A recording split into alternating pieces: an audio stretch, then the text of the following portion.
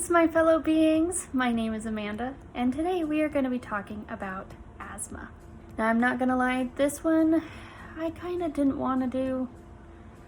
Not because it's not important, but because it's so common that I was kind of like, doesn't everybody know what asthma is? And then I realized that no, not everybody does. So I decided to make a video. Asthma is one of the most common diseases in children in the entire world. Even though adults can have it too, it's the most common disease in children. 1 in 13 people have asthma. So that is a lot of people. 339 million people in the world have asthma. So it is a very common illness, which is probably why you know someone who has asthma. Asthma can be very severe or it can be not so severe. For me, the older I get, the less my asthma is a problem for me. But when I was a child, it was really bad. So bad that I had to use a nebulizer, which is a air system that has medication in it for children, and I hated it with a passion. Nebulizers. I still sometimes can smell the weird plastic smell from a nebulizer, and I'm like, wait, is it the nebulizer? But it's just me going crazy slowly over time. So asthma is a disease that affects your lungs. And there are 2 components that go with asthma, and that is airway constriction and airway inflammation. And with those 2 combined, you're going to have a really hard time breathing. So if you're having an asthma attack, you're going to experience things like coughing, wheezing, tightness in your chest, and overall not being able to breathe very well. So think of the airways like a tree. You have the trunk that's really thick, and then you have branches, and the branches will get thinner and thinner the further out they go, and that is your airways. And so when you're in the middle of an asthma attack, those airways are going to be constricted by inflammation. And with that inflammation constricting those airways, mucus can also start to fill up those airways, which is going to start blocking those airways, which means that you're going to have an even harder time breathing, which is also why when you're coughing during an asthma attack, you can get a lot of phlegm. One thing you do need to remember is that if you have asthma all the time. It's just when something triggers your asthma is when you have an asthma attack. The causes of asthma are not really known. You'd think that they would figure that out by now after how many years? Asthma has been in the history books for a very long time, so you'd think we'd know a little bit more, but we don't. They believe that genetic factors play a role, so if someone in your family has asthma, there is a high chance that you have it as well. Environmental factors could play a role, or occupational hazards could play a role as well. The way that I got asthma is quite a story. Now, could I have gotten asthma even if this didn't happen to me? Yes, because my mother has asthma, so does my older brother. So it is very possible that even if this story didn't happen, I could have gotten asthma anyway. But what had happened was that when I was born, I had my right lung collapse. And the doctors were able to inflate it back up. It was fine. Good, I was sent home. Well, later on, the same lung collapsed again. And I wasn't that old by this point. I was probably only a couple weeks old. And my mom took me to the hospital, which we lived on a military base. So she took me to a military hospital. And the doctor said, no, you're just a paranoid mother. There's nothing wrong with her. She's fine. Look, she looks perfectly normal. And my mom's freaking out because I didn't look normal at all and I wasn't breathing correctly. But the doctor kept saying, no, you're just being a paranoid mother. I know more than you do. Take your child home. And she kept bringing me back to the hospital, and the doctor kept telling her, no, you're being a paranoid mother. Take your child home. Finally, my mother turned to my husband and she said, I do not care how much it costs. We are going to a civilian hospital and I am taking my daughter in. So at the time we were living in Washington. And so she just takes me to a civilian hospital, and the moment she walks through the door with me, a nurse sees me. She screams, "Oh my gosh," calls a bunch of other nurses, grabs me, and takes me to the back because I was blue.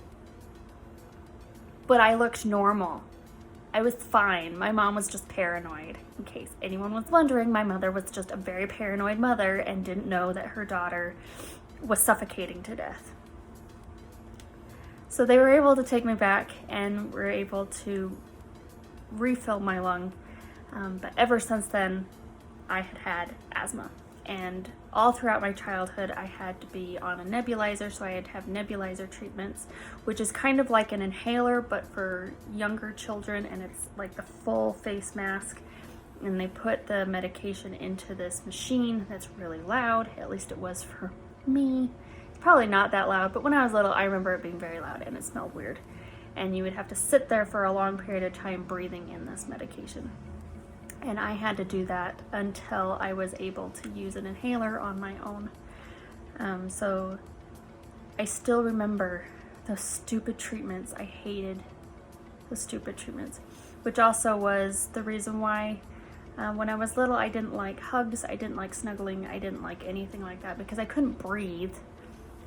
And if you know anything about my family, we are a very huggy family. We love to hug. I had to warn my husband when he first met my family, just so you know, they're going to hug you. And he's like, but they don't even know me. And I was like, that doesn't matter. It does not matter. We are dating. They will love you and they will hug you. And so he's had to get used to the fact that my family really loves bear hugs. And now that I'm older, I really love bear hugs. I really love giving hugs. But when I was little, that was awful. Moral of the story is, doctors, mothers know their children better than you do. So if the mother says that there's something wrong with their baby, believe them. They're with their babies all the time. They would know. So, I now have asthma. As I've gotten older, it hasn't been as much of a factor. I have what's called exercise-induced asthma. So it is when it's cold and I'm exercising, those two things make my life miserable. So I don't really use my inhaler that often. I do carry my inhaler with me, but it's not like I need it all the time. So, but it is something that is always on my mind, always thinking about, always. So it's always there. It's not like it has disappeared and I'm like, oh no, I'm cured. Because if you have asthma, you always have asthma. It's just that certain things trigger it. So an asthma attack can happen when you get a trigger, which I mentioned earlier. Triggers can be different for everybody. We could have things like pollen, can have cockroach dust, you have dust mites, you could have pet dander, you could have infections like the flu, tobacco smoke, air pollution. Even if you're burning a fire and you have wood or grass that's being burnt, that can also cause asthma to flare up and then you end up having an asthma attack. One thing you do need to realize is that when you have asthma, if one of those triggers hits your lungs, your immune system is going to overreact and it is going to try really hard to defend itself. But a lot of times your body is kind of stupid. It's very smart, but it's very stupid. Because your body can do amazing things like heal broken bones or heal cuts. But then when your immune system comes into play, sometimes it does very stupid things. Like, oh, an asthma trigger. I know what we'll do. Inflammation, lots of mucus, and we'll close off the airways. Yes, smart. Yes, not so smart. Thank you, lungs. Thank you so much. You're very sweet. Very sweet indeed. If you are in constant contact with those triggers, it can cause a constant inflammation, so you're always going to have a hard time breathing, which also means that if you are constantly having those constricted airways, teeny tiny things are going to set you off. This is why medication is important depending on the type of asthma that you have. And medications can come in two different forms. You can have long-term relief asthma medications or quick relief asthma medications, and those can come in aerosol kind of sprays, or it can come in pills, it can come in shots. Lots of varieties of medications that you can take in order to control your asthma. Quick relief medications are for acute asthma attacks. So if you are in the middle of an asthma attack and you need relief right now, you're going to take whatever medication that has been prescribed to you for your asthma attack. Now, long-term relief is for preventative care. So we're trying to minimize the amount of asthma attacks you have, also reduce the severity of the asthma attacks that you do have.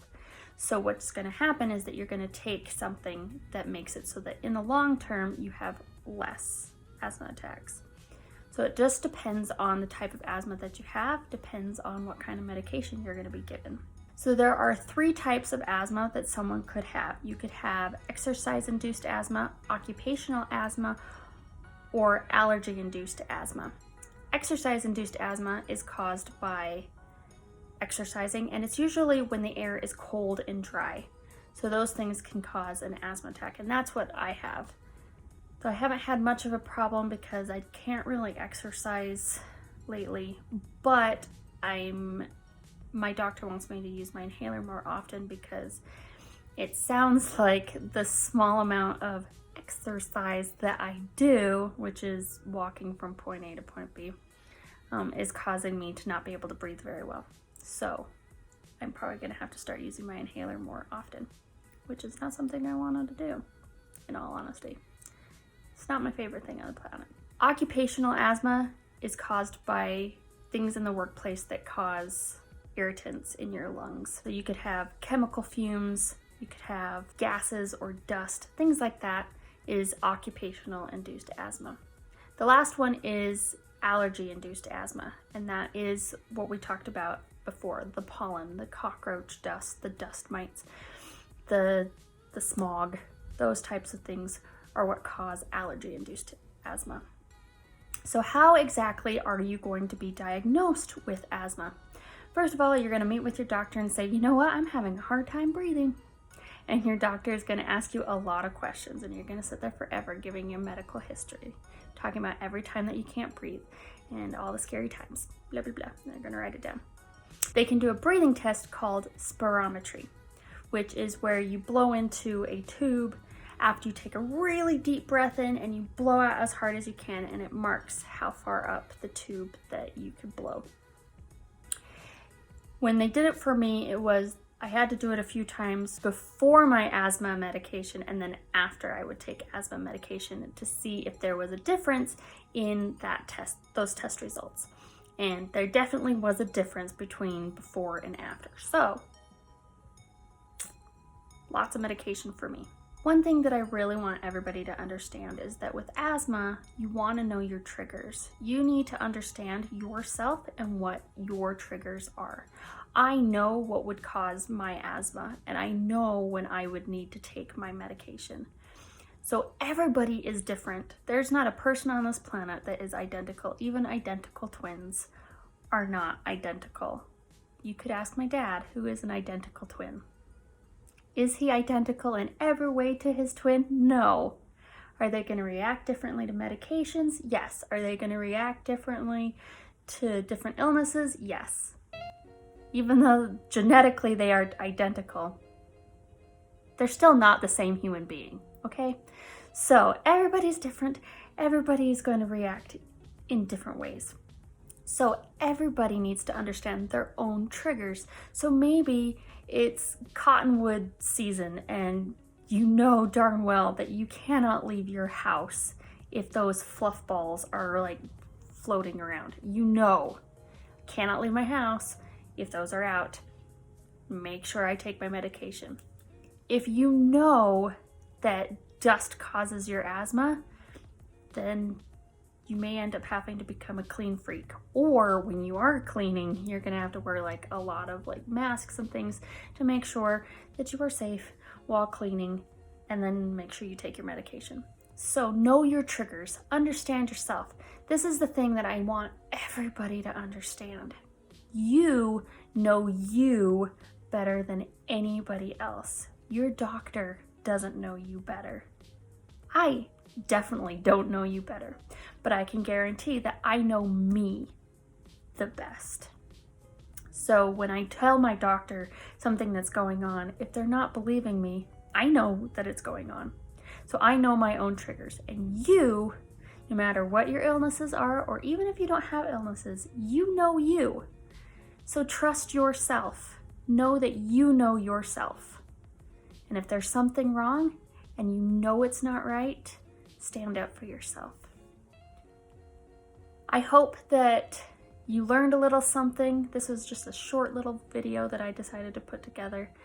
I'm gonna go lay down now because I really need to lay down because my neck is screaming at me. And I need to go take a muscle relaxer because pain, anguish, long suffering, gnashing of teeth. Anyway, I hope you guys enjoyed this. I hope you learned something. Remember that you are not alone.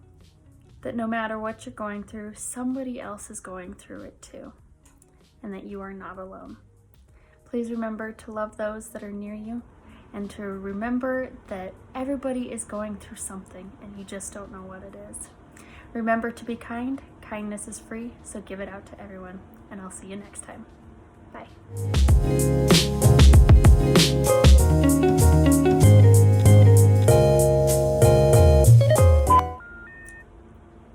I didn't freaking check my teeth. Last time I had food in my teeth, and I didn't realize that until I was editing. Let's hope I don't have any on my teeth this time.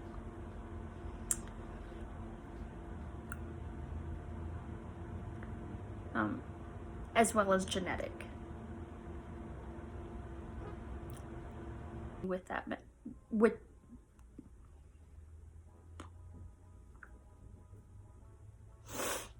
I do speak English, guys. You wouldn't think that English was my first language. But it was taught to me, I promise. I practiced this and now I can't remember it. Spirometry. So they could do,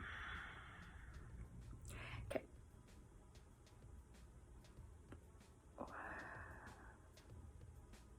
My mind just went completely blank. What are we talking about?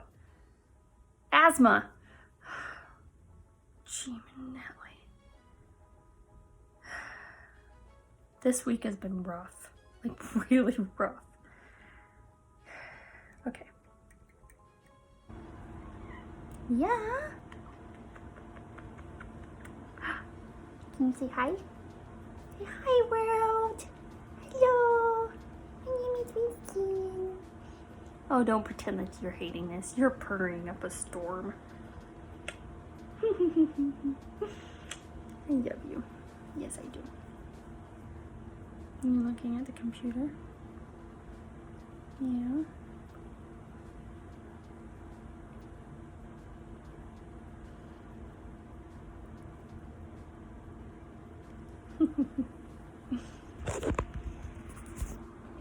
Haha.